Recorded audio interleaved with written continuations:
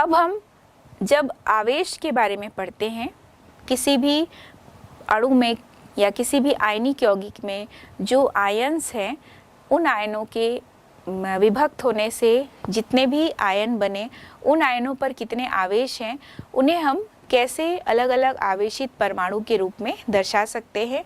तो इसे ही हम मूलक के रूप में समझेंगे। तो मूलक या रेडिकल किसे कहते हैं?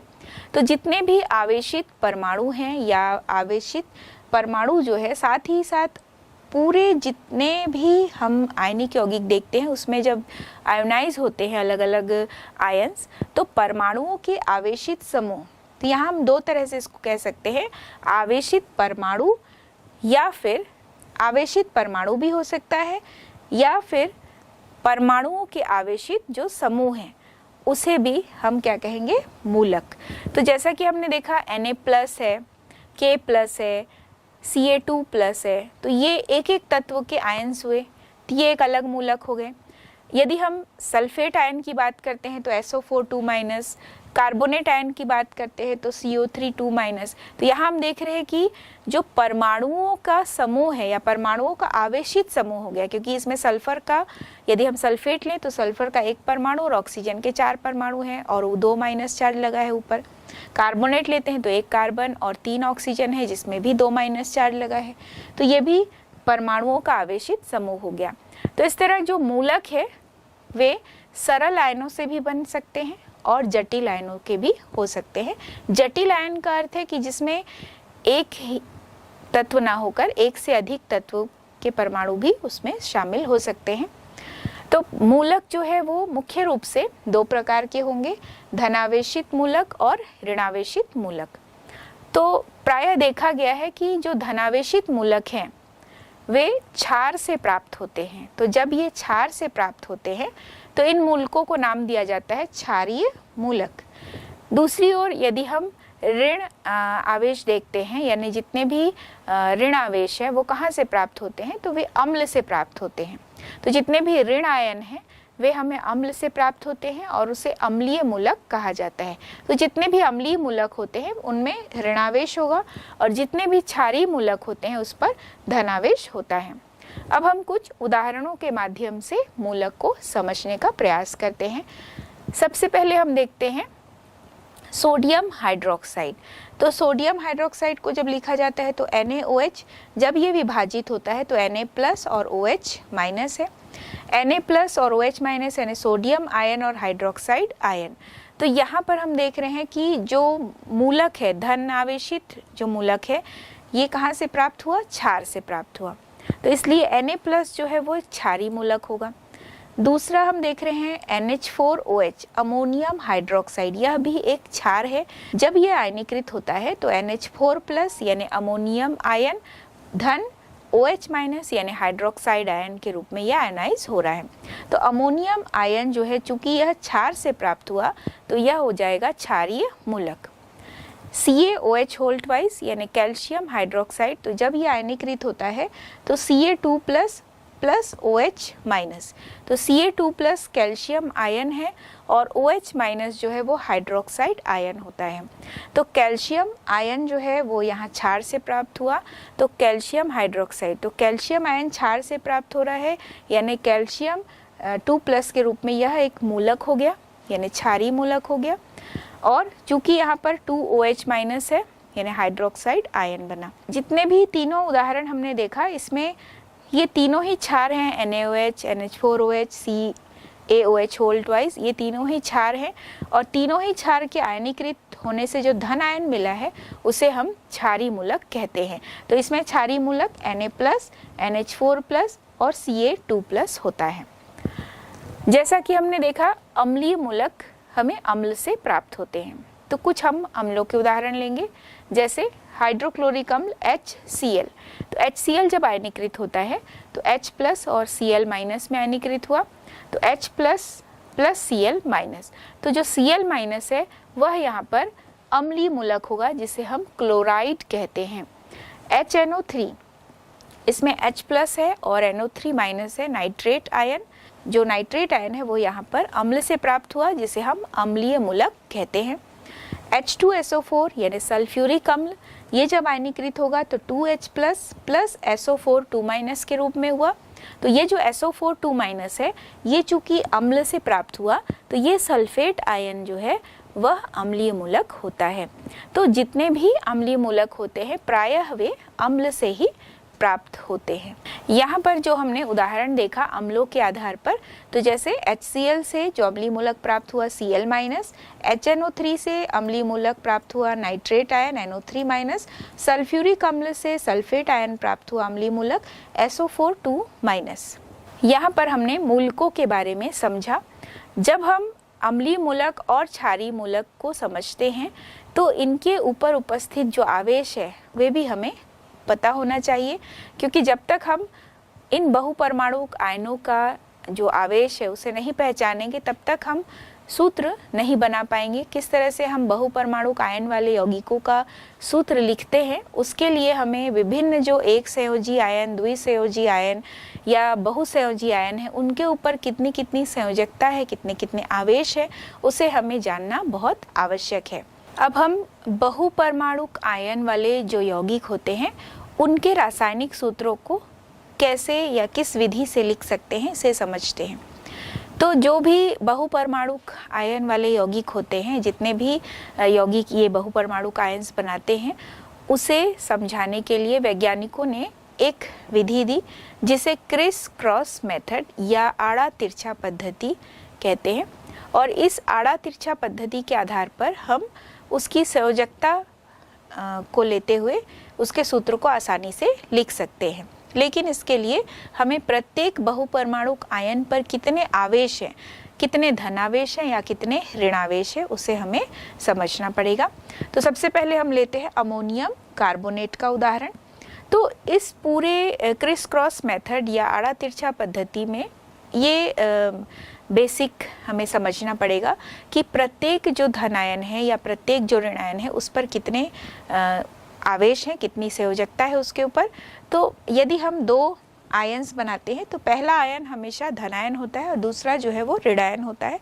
तो धनायन पर जितने भी आवेश हैं वो ऋणायन के नीचे और ऋणायन पर जितने आवेश है वो धनायन के नीचे लिखे जाते हैं। तो इस आधार पर सूत्र को बना लिया जाता है। तो जब कभी भी, जैसे मान लीजिए यदि हम अमोनियम कार्बोनेट का ही उदाहरण लेकर चले, तो अमोनियम कार्बोनेट यानी अमोनियम का हमें सूत्र पता होना चाहिए। अमोनियम एक बहुपरमाणुक आयन है NH4+, कार्बोनेट भी एक बहुपरमाणुक आयन है CO3 2-। तो हम देख रहे हैं कि NH4 के ऊपर एक धन है और CO3 के ऊपर दो ऋण हैं। इसकी जो दो संयोजकता है उसे हम अमोनियम के नीचे लिखेंगे और अमोनियम की एक संयोजकता को हम CO3 के नीचे लिखते हैं। तो अमोनियम की संयोजकता यहाँ 1 है और CO3 की संयोजकता 2 है। जब हम इसे क्रिस क्रॉस मेथड यानी आड़ा तिरछा पद्धति से लिखते हैं तो अमोनियम का जो एक आवेश है उसे हम CO3 के नीचे लिखेंगे और CO3 का जो 2 आवेश है उसे हम अमोनियम के नीचे लिखते हैं। तो चूंकि अमोनियम को NH4+ से दर्शा रहे हैं और इसके नीचे हम कार्बोनेट के आवेश को लिखते हैं, तो NH4 होल 2 लिखेंगे। CO3 के नीचे 1 लिखना है तो उसे हम नहीं भी लिखेंगे तो यह प्रदर्शित होता है कि CO3 1 लिखा है, यानी CO3 के नीचे जो आवेश है वो अमोनियम का एक आवेश है।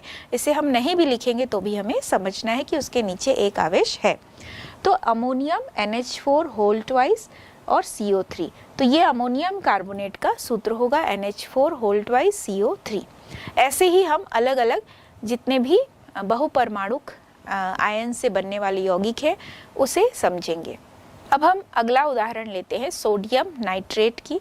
तो सोडियम नाइट्रेट में हम देख रहे हैं Na+, यानी ये एक सरल आयन हो गया, और नाइट्रेट NO3- ये एक जटिल आयन यानी बहुपरमाणुक आयन हो गया। तो NO3 के ऊपर एक माइनस एक ऋण आयन है, एक ऋणावेश है, और Na के ऊपर एक धनावेश है। तो चूंकि दोनों में समान संख्या में आवेश है, एक धन और दूसरे में एक ऋण, तो इसका एक इसके नीचे और इसका एक इसके नीचे लिखेंगे, यानी सोडियम का एक नाइट्रेट के नीचे और नाइट्रेट का एक सोडियम के नीचे लिखते हैं, तो NaNO3 बनता है। दूसरा हम देखते हैं MgOH होल 2 कैसे बना, यानी मैग्नीशियम हाइड्रोक्साइड का सूत्र कैसे लिखेंगे।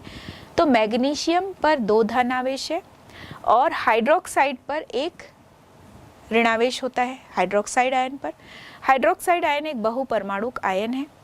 तो यहाँ मैग्नीशियम के ऊपर 2 प्लस है, इसको हम OH के नीचे लिखेंगे और OH पर 1 ऋण आवेश है, उसे हम मैग्नीशियम के नीचे लिखते हैं।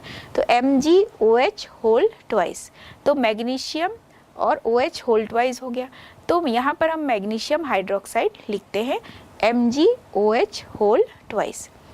अगला हम लिखेंगे अमोनियम फॉस्फेट के लिए सूत्र। अमोनियम के लिए जो बहुपरमाणुक आयन है NH4 प्लस, उसके ऊपर 1 धनावेश है और फॉस्फेट यानी PO4 के ऊपर 3 ऋणावेश है।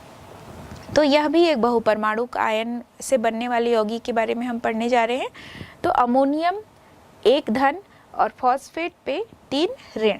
तो फॉस्फेट का जो 3 ऋण है या 3 जो संयोजकता है उसे हम अमोनियम के नीचे लिखेंगे और अमोनियम की जो एक संयोजकता है हम फॉस्फेट के नीचे लिखते हैं। तो यहाँ पर इसका सूत्र होगा NH4 ब्रैकेट लगा के NH4 होल 3 करेंगे क्योंकि फॉस्फेट का 3 इसके नीचे आ गया और चूंकि NH4 के ऊपर 1 धन है तो इसको हम फॉस्फेट के नीचे लिखते हैं। तो NH4 होल थ्राइस PO4 इस तरह से लिखते हैं। NH4 whole 3 PO4 ammonium phosphate बनता है। अगला हम सूत्र देखेंगे सोडियम सल्फेट की। तो सोडियम एक सरल आयन है Na+ और सल्फेट एक बहुपरमाणुक आयन हो गया। तो सल्फेट पर जो आवेश है वो 2 ऋणावेश है, 2 ऋणावेश है इस पर। तो इसके 2 ऋणावेश यानी कि 2 संयोजकता को हम सोडियम के नीचे लिखेंगे और सोडियम पर 1 संयोजकता है उसे हम सल्फेट के नीचे लिखते हैं। तो Na2SO4 यानी 2 सल्फेट के ऊपर जो आवेश था उसे हम Na के नीचे लिखे और Na के ऊपर 1 धन है उसको हम सल्फेट के नीचे लिखते हैं। तो Na2SO4 बनता है। अगला है कैल्शियम सल्फेट। तो जहाँ पर हम देखते हैं कि दोनों ही आयनों में यानी धन आयन और ऋण आयन में समान संख्या में आवेश उपस्थित हैं, तो इसे हम नहीं भी लिखते हैं तो अपने आप ये कैंसिल हो जाता है। जैसे कि अगर हम कैल्शियम सल्फेट का बनाएंगे तो कैल्शियम पर 2 धन आवेश है और सल्फेट पर 2 ऋण आवेश है। तो Ca का जो 2 है वो सल्फेट के नीचे और सल्फेट का जो 2 आवेश है वो Ca के नीचे। तो ये 2 और 2 कैंसिल हो गया तो इसका सूत्र हो जाएगा CaSO4। इसी तरह यदि हम NaCl को लें तो NaCl में भी Na+ Cl-, तो इसका एक इसके नीचे Cl के नीचे और Cl का एक Na के नीचे। तो इसका जो सूत्र होगा सोडियम क्लोराइड का NaCl। अगला हम देखेंगे एल्यूमिनियम सल्फेट। तो एल्यूमिनियम सल्फेट में जो एल्यूमिनियम है, एल्यूमिनियम पर जो आवेश है वो है 3 धनावेश और सल्फेट पर जो आवेश है वो 2 ऋणावेश है। एल्यूमिनियम पर जो 3 आवेश है वो सल्फेट के नीचे लिखा जाएगा और सल्फेट का जो 2 आवेश है वो एल्यूमिनियम के नीचे लिखा जाएगा। तो एल्यूमिनियम के नीचे हम लिखेंगे 2 Al2 और सल्फेट पर हम ब्रैकेट लगाएंगे SO4 और होल 3 लिखेंगे क्योंकि एल्यूमिनियम पर जो आवेश है वो 3 धनावेश है। तो सल्फेट पर हम होल 3 करेंगे। तो इस एल्यूमिनियम सल्फेट का सूत्र होगा Al2SO4 होल थ्राइस। अब हम एक सारणी देखते हैं। इस सारणी में अलग अलग तरह के यौगिकों का नाम लिखा हुआ है। इन यौगिकों में कौन से धनात्मक मूलक हैं और कौन से ऋणात्मक मूलक हैं, इनमें आवेश कितने हैं और इन यौगिकों का सूत्र क्या होगा, इसे हम एक एक करके समझेंगे। तो इस पूरी सारणी को यदि पूरा करने दिया जाए तो सबसे पहले जैसे यौगिक का नाम लिखा हुआ है, पहले यौगिक का नाम अमोनियम नाइट्रेट। इसके बाद के कॉलम में दिया है कि इस अमोनियम नाइट्रेट में आपको पहचानना है कि कौन सा आयन जो है वह है यहाँ पर धनात्मक मूलक और ऋणात्मक मूलक, या हम इसे अम्लीय मूलक कहें या क्षारीय मूलक कहें, तो इसमें कौन कौन से मूलक उपस्थित हैं। फिर हम देखेंगे कि इन मूलकों पर कितने आवेश है, कितने धन आवेश है, कितने ऋणावेश है। अब जब हम धनावेश और ऋणावेश को पहचान जाएंगे तभी हम उस यौगिक के सूत्र को भी लिखेंगे, क्योंकि सबसे पहले वाले कॉलम ने केवल लिखा हुआ है यौगिक का नाम यानी अमोनियम नाइट्रेट। तो जैसा कि हमने देखा सबसे पहले यहाँ पर लिखना है धनात्मक मूलक NH4+ होगा, क्योंकि अमोनियम जो है NH4+ इस पे धनावेश होता है, तो NH4+ धनात्मक मूलक हो गया। और चूंकि नाइट्रेट है तो NO3 ऊपर एक माइनस चार्ज होगा, तो नाइट्रेट आयन हो गया NO3-। आवेशों की संख्या को अगर हम देखें तो NH4+ यानी एक धनावेश और NO3- यानी एक ऋणावेश होगा। इसका जो सूत्र होगा NH4NO3, क्योंकि दोनों पर ही एक एक आवेश है, तो इसका सूत्र जो है, चाहे हम क्रिस क्रॉस मेथड से भी लिखते हैं, तो इसका आवेश इसके नीचे, इसका आवेश इसके नीचे, तो NH4NO3 इसका सूत्र होगा। दूसरा हम देख रहे हैं सोडियम कार्बोनेट। इस यौगिक का नाम है। इसमें जो क्षारीय मूलक होगा या जो धनात्मक मूलक होगा वो है सोडियम, और जो ऋणात्मक मूलक है वो है कार्बोनेट। अब हम इसके आवेश के बारे में समझेंगे। तो आवेश जो है वो Na+ होगा, यानी एक धनावेश है, और ऋणात्मक जो मूलक है उस पर यहाँ पर हम देख रहे हैं जो ऋणात्मक मूलक है कार्बोनेट CO3 2- यानी कि 2 ऋण है।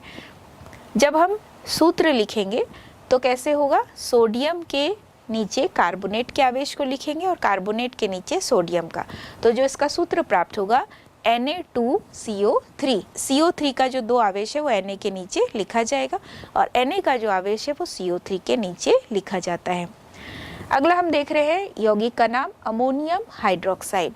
तो अब तक आप पहचान रहे होंगे कि वास्तव में जो धनात्मक मूलक है वे क्या हैं।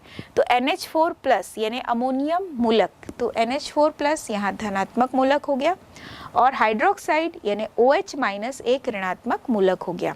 तो यहाँ भी आप देखिए कि NH4+ यानी एक धनावेश, यानी कि आवेशों की संख्या में हम धनावेश की संख्या में लिखेंगे 1, और हाइड्रोक्साइड के ऊपर एक माइनस चार्ज होता है, तो यहाँ भी हम लिखते हैं ऋणात्मक आवेश में 1। तो जब इसका सूत्र लिखा जाएगा अमोनियम हाइड्रोक्साइड का, तो NH4OH, क्योंकि दोनों में एक एक आवेश है। अगला है मैग्नीशियम कार्बोनेट। तो मैग्नीशियम कार्बोनेट में मैग्नीशियम Mg2+ और कार्बोनेट जो है CO3 2-। तो यहाँ भी हम देख रहे हैं कि जो धनात्मक मूलक है वो मैग्नीशियम है, और जो ऋणात्मक मूलक है वह कार्बोनेट होता है।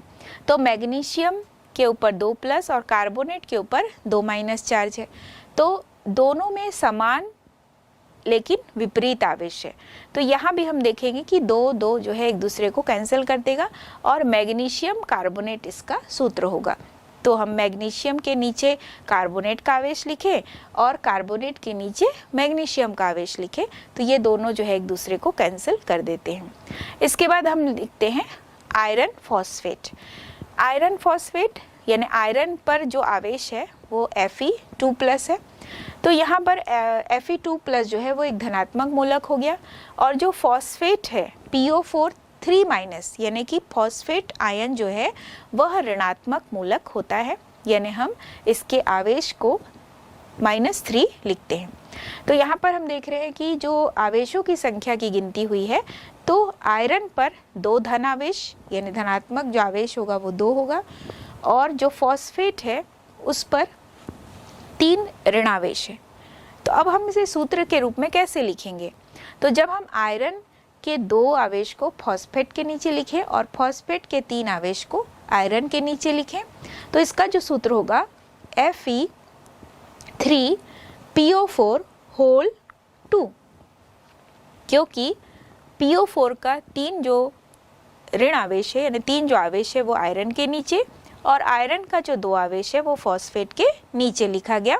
तो इसका सूत्र हो जाएगा Fe3PO4 अब हम कुछ अन्य जो यौगिक है जिसमें कि बहुपरमाणुक आयन शामिल होते हैं उनके आड़ा तिरछा पद्धति से बनने वाले सूत्र को समझेंगे, जिससे हमें और स्पष्ट हो जाएगा कि कैसे इन आयनों से बनने वाले यौगिकों के सूत्र को लिखा जाता है। तो कुछ उदाहरण हम और लेंगे।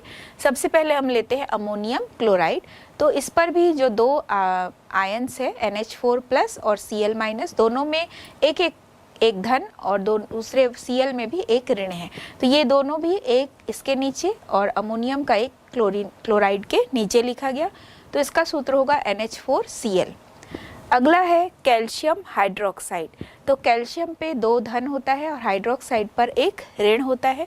तो कैल्शियम का जो 2 आवेश है वो हाइड्रोक्साइड के नीचे, और हाइड्रोक्साइड का जो एक आवेश है वो कैल्शियम के नीचे लिखा जाएगा। तो इसका सूत्र होगा CaOH होल ट्वाइस। अगला हम लेते हैं मैग्नीशियम सल्फेट। तो मैग्नीशियम में हम देख रहे हैं 2 धन आवेश है और सल्फेट पर 2 ऋण होता है। चूँकि दोनों में हम देख रहे हैं कि समान आवेश है, तो मैग्नीशियम के 2 आवेश को सल्फेट के नीचे और सल्फेट के 2 आवेश को मैग्नीशियम के नीचे लिखते हैं। दोनों आवेश बराबर है, तो इसलिए हम नहीं भी लिखेंगे तो भी लिख सकते हैं सूत्र को मैग्नीशियम सल्फेट।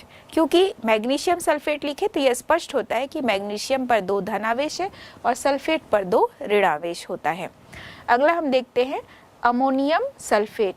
तो अमोनियम पर 1 धन आवेश होता है और सल्फेट पर एक, यहाँ पर देख रहे हैं 1 सल्फेट है तो उस पर 2 ऋण आवेश है।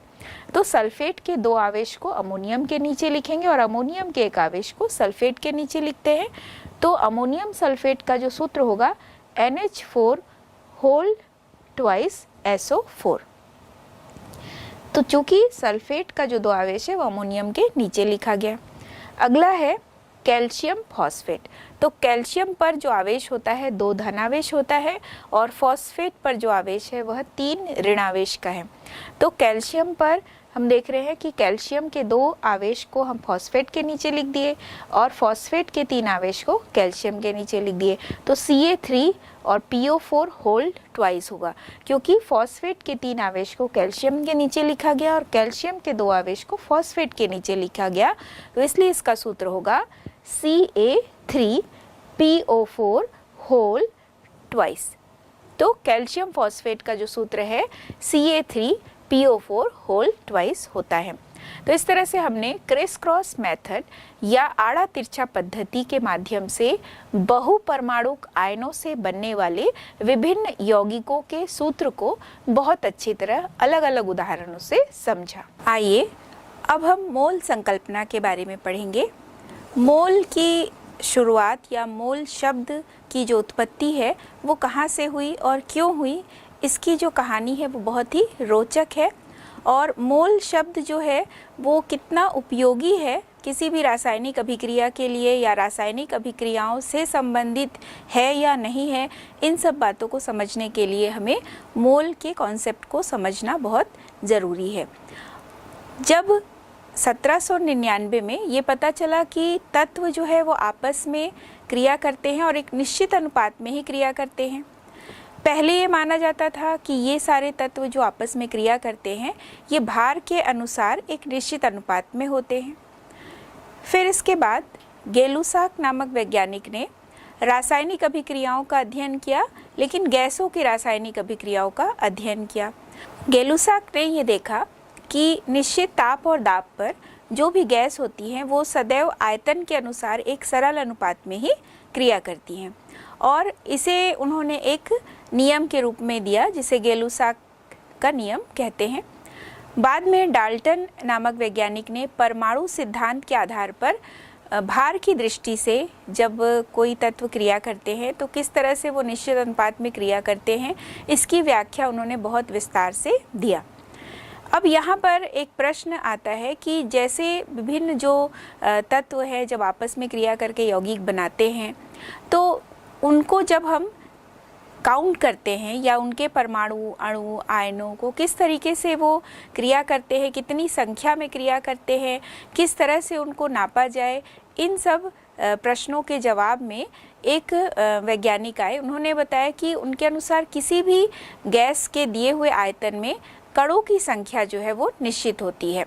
तो जब गेलुसाक ने अपनी खोज की और खोज के संबंध में वैज्ञानिकों के साथ मिलकर उन्होंने चर्चा की, तो वैज्ञानिकों में बर्जीलियस एक वैज्ञानिक है, उन्होंने इसे बहुत सरल तरीके से समझाने का प्रयास किया। बर्जीलियस ने ये बताया कि किसी भी गैस के दिए गए आयतन में कणों की संख्या जो है वो समान होती है। तो इसका अर्थ यह है कि यदि मान लीजिए 1 लीटर हाइड्रोजन में कणों की संख्या उतनी ही होगी जितनी कि 1 लीटर क्लोरीन में। अब जब 1 लीटर हाइड्रोजन 1 लीटर क्लोरीन के साथ क्रिया करती है तो हाइड्रोजन क्लोराइड बनती है। तो बर्जीलियस के अनुसार ये जो दोनों गैस हैं जब आपस में दोनों क्रिया करते हैं तो दोनों का 1-1 लीटर पूरी तरह से क्रिया कर रहे थे, क्योंकि दोनों ही क्रिया में भाग ले रहे हैं। हाइड्रोजन का भी 1 लीटर और क्लोरीन का भी 1 लीटर, और दोनों ही बराबर मात्रा में है और दोनों ही पूरी अभिक्रियाओं में साथ साथ भाग ले रहे हैं। पूरी अभिक्रिया के दौरान दोनों के जितने भी आयतन लिए गए वो सारे क्रिया में भाग ले रहे हैं। तो यहाँ पर हम देख रहे हैं कि चूँकि दोनों गैसों के 1-1 लीटर जो है वो पूरी तरह से इसलिए क्रिया कर रहे थे क्योंकि इन दोनों में बराबर बराबर जो संख्या है वो परमाणुओं की थे। तो यहाँ पर हम देख रहे हैं कि विभिन्न तत्वों के जो सापेक्षिक परमाणु भार की भी गणना की गई और इस आधार पर जो उनके परमाणु भार है उनके आधार पर अणु भार की भी गणना की गई। तो धीरे धीरे वैज्ञानिक यहाँ तक पहुँचते हैं किस तरह से सापेक्षिक परमाणु भार को ज्ञात किया गया और परमाणु भार के आधार पर अणु भार को भी ज्ञात किया गया। अब बाद में फिर गैसों के घनत्व, उसके भार की भी गणना संभव हो पाई।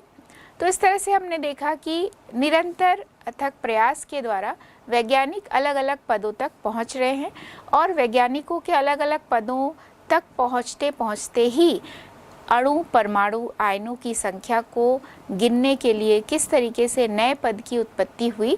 तो यहाँ पर हम देख रहे हैं कि जब अलग अलग गैसों के अणु या जो परमाणु हैं उनको भार के अनुसार लिया गया, उनको एक निश्चित ताप और दाब पर रखा गया। तो जब वैज्ञानिकों ने अलग अलग प्रयास किया, अलग अलग गैसों के लिए अलग अलग गैसों के अणु, परमाणु को भार के अनुसार एक निश्चित मात्रा में लिया गया और निश्चित दाब, निश्चित ताप पर उन्हें रखा गया, तो देखा गया यह भी एक निश्चित आयतन था। तो यहाँ पर यह पाया गया कि जब अलग अलग गैसों को लेकर कार्य करते हैं स्थिर ताप और दाब पर, तो आयतन का मान भी निश्चित पाया गया। तो यहाँ पर कुछ उदाहरण हम देखते हैं, जैसे 0 डिग्री सेल्सियस तापमान और 1 वायुमंडलीय दाब पर जो 2 ग्राम हाइड्रोजन है उसका आयतन 22.4 लीटर पाया गया। इसी तरह से हम एक अन्य उदाहरण लेते हैं जो वैज्ञानिकों ने देखा था। अलग अलग गैस लेकर के, अलग अलग गैसों को लेकर एक निश्चित ताप और निश्चित दाब पर जब रखा गया तो उसका जो आयतन है वो भी निश्चित पाया गया। तो उसका एक अन्य उदाहरण हम देख रहे हैं कि यदि हाइड्रोजन क्लोराइड लिया गया तो 0 डिग्री सेंटीग्रेड टेम्परेचर और 1 वायुमंडलीय दाब पर यदि 36.5 ग्राम हाइड्रोजन क्लोराइड लिया गया तो इसका आयतन भी 22.4 लीटर प्राप्त हुआ। अन्य उदाहरण हम देख रहे हैं कि यदि हम 18 ग्राम भाप लेते हैं, चूँकि यहाँ 18 ग्राम भाप जो है ये दर्शाता है कि हम जल वाष्प को ले रहे हैं, तो 18 ग्राम भाप को भी यदि समान ताप और दाब पर लिया गया तो उसका आयतन भी 22.4 लीटर पाया गया। ऐसे ही एक अन्य उदाहरण हम देख रहे हैं कि किसी भी गैस का जो 0 डिग्री सेंटीग्रेड ताप और 1 वायुमंडलीय दाब पर सापेक्षिक अणुभार ज्ञात किया गया, ग्राम में लिया गया और उसका फिर आयतन देखते हैं तो वह 22.4 लीटर प्राप्त हुआ। तो किसी भी गैस को लेकर यदि हम उसका सापेक्षिक अणुभार लेते हैं और उस सापेक्षिक अणुभार को एक निश्चित ताप और दाब में उसके आयतन को देखते हैं तो वो निश्चित रूप से 22.4 लीटर ही प्राप्त होता है। तो वैज्ञानिकों के अथक प्रयास से यहाँ पर ये बात समझ में आई कि किस तरीके से एक निश्चित अणुभार जब हम किसी यौगिक का लेते हैं और एक निश्चित तापमान, निश्चित दाब पर उसको उन परिस्थितियों में रखते हैं सभी गैसों को, तो सभी गैसों को इन परिस्थितियों में रखने पर जो उनका आयतन है वह 22.4 लीटर ही प्राप्त होता है। इस तरह से विभिन्न गणनाओं के बाद ये पता चला कि 22.4 लीटर आयतन पर एवं 0 डिग्री सेंटीग्रेड ताप एवं 1 वायुमंडलीय दाब पर किसी भी गैस के लिए जो कणों की संख्या है वह निश्चित है, 6.022 × 10⁻23 होती है। तो यहाँ पर हम देख रहे हैं कि जो कणों की संख्या है ये निश्चित है। यहाँ पर इन कणों की संख्या को बर्जीलियस ने स्पष्ट किया। बर्जीलियस के कथन के अनुसार ही इन कणों की संख्या को दिया गया और इन कणों की संख्याओं को अवोगाड्रो संख्या के नाम से भी जाना जाता है, यानी हम अवोगाड्रो संख्या को N0 से भी दर्शा सकते हैं। तो N0 बराबर 6.022 गुणे 10 के घात में 23 होता है। यह अवोगाड्रो संख्या भी कहलाता है, जिसे N0 से दर्शाते हैं। अब इन सब गणनाओं के बाद यदि हम द्रव और ठोस पदार्थों के लिए इसे सोचें तो हम कह सकते हैं कि किसी भी पदार्थ के ग्राम अणुभार एवं ग्राम परमाणु भार में भी कणों की संख्या 6.022 गुणे 10 के घात में 23 होती है।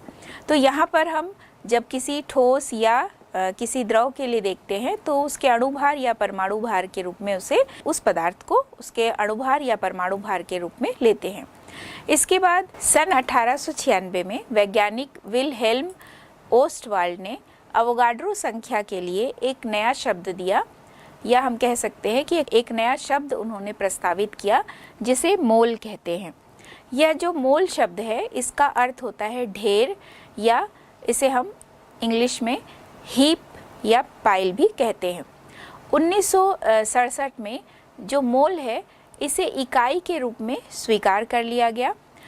ये जो मोल है ये परमाणुओं एवं अणुओं की वृहद संख्या को, यानी बहुत बड़ी संख्या को सरल रूप में व्यक्त करने का एक उपाय है। ये कह सकते हैं कि हम किसी भी पदार्थ के लिए परमाणुओं, अणुओं, आयनों, इनकी बहुत बड़ी संख्या को मोल के रूप में सरल ढंग से प्रस्तुत कर सकते हैं। तो अब यहाँ पर जो अवोगाड्रो संख्या है जिसे हम N0 या N0 से दर्शा रहे हैं उसे हम एक मोल भी कह सकते हैं। तो एक मोल बराबर 6.022 गुणे 10 के घात में 23 होता है। इसे हम अवोगाड्रो संख्या भी कहते हैं। मोल जो अवधारणा है वो ये बताती है कि किसी भी पदार्थ की निश्चित मात्रा में जो कणों की संख्या है वो कितनी होती है। जैसे यदि हम एक उदाहरण लें कि 23 ग्राम सोडियम है, तो 23 ग्राम सोडियम में 1 मोल सोडियम परमाणु है, यानी हम यदि एक सोडियम परमाणु लिखते हैं तो उसका अर्थ ये है कि उसमें जो परमाणु भार है वह 23 ग्राम है। तो 1 मोल सोडियम यानी हम कितने 23 ग्राम सोडियम की बात कर रहे हैं। तो 23 ग्राम सोडियम बराबर 1 मोल सोडियम परमाणु, और यहाँ पर जो कणों की संख्या होगी वो होगी 6.022 गुणे 10 की घात में 23। तो अब ये कह सकते हैं कि 1 मोल सोडियम परमाणु में जो कणों की संख्या होगी वो 6.022 गुणे 10 की घात में 23 होगी। यहाँ पर यदि हम 46 ग्राम सोडियम की बात करते हैं तो 46 ग्राम सोडियम का अर्थ होगा कि हम 2 मोल सोडियम परमाणु की बात करते हैं। सोडियम परमाणु के यहाँ पर 2 मोल हैं यदि हम 46 ग्राम सोडियम की बात करते हैं। तो यहाँ पर जो कणों की संख्या होगी, चूँकि 2 मोल सोडियम के लिए हम बात कर रहे हैं तो 2 मोल सोडियम के लिए कणों की संख्या 2 गुणा 6.022 गुणे 10 के घात में 23 होगा। इसे जब हम गुणा करते हैं तो यह मान प्राप्त होगा 12.044 गुणा 10 के घात में 23। तो ये जो मान है ये 2 मोल सोडियम के लिए है, यानी हम 46 ग्राम सोडियम की बात कर रहे हैं। यानी 46 ग्राम सोडियम में जो कणों की संख्या होगी वह 12.044 गुणे 10 के घात में 23 होती है।